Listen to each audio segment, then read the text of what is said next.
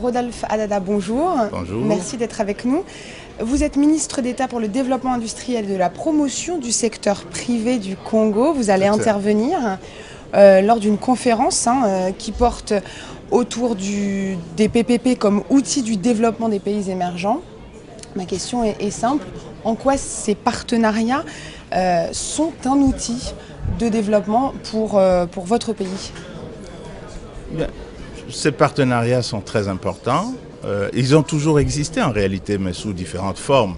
Lorsqu'un État, par exemple, crée une concession de service public, c'est bien un partenariat avec un privé, puisque c'est un service public qui est concédé à une entreprise privée, mais qui rend les services au public.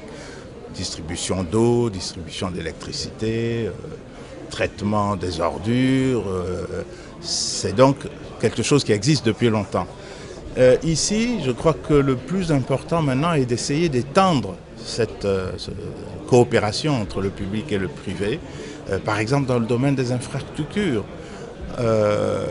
Pourquoi ne pas utiliser la puissance financière aussi du privé pour, évidemment dans l'intérêt du privé bien évidemment, pour investir dans le secteur public. Il faut donc trouver le secteur des services publics. Il faut donc trouver un équilibre entre ce que l'État peut concéder comme avantage et ce que le privé peut prendre comme risque. C'est cela qu'il faut faire parce que ça devient donc un outil de plus dans le développement. Vous parlez d'infrastructure, un exemple concret? Un exemple concret, nous avons dans notre pays, et j'en parlerai tout à l'heure, je citerai cet exemple tout à l'heure, c'est la construction d'une centrale thermique, une centrale électrique à base de gaz.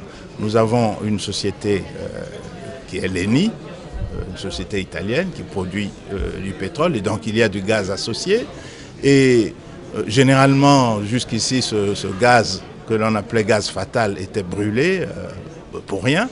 Nous avons donc décidé avec cette société de transformer ce gaz en électricité et ils ont investi dans une centrale très importante, une centrale de 300 MW qui a commencé à fonctionner et qui donc délivre de l'énergie sur le réseau congolais. Évidemment, nous avons des accords derrière pour que la société s'y retrouve également. Lors de cette conférence qui va se dérouler dans les prochaines minutes, vous allez aussi aborder le savoir-faire français.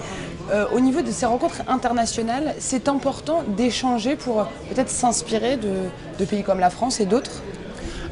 Bien évidemment, il va de soi que pour nos pays qui sont à la recherche du développement, nous devons profiter de toutes les expériences possibles. Et dans ce domaine du partenariat public-privé, je crois que la France a une expérience historique. C'est un pays où justement les règles de droit sont un peu faites pour favoriser ce genre de choses avec des organisations civiles, de droit civil comme le Conseil d'État, etc., qui peuvent régler les problèmes qu'il y a. Et on voit ici, toutes les grandes entreprises qui se sont créées, les grandes entreprises comme Veolia et d'autres se sont créées sur la base, en fait, d'un partenariat public-privé. Merci d'avoir répondu à nos questions. Je vous en prie.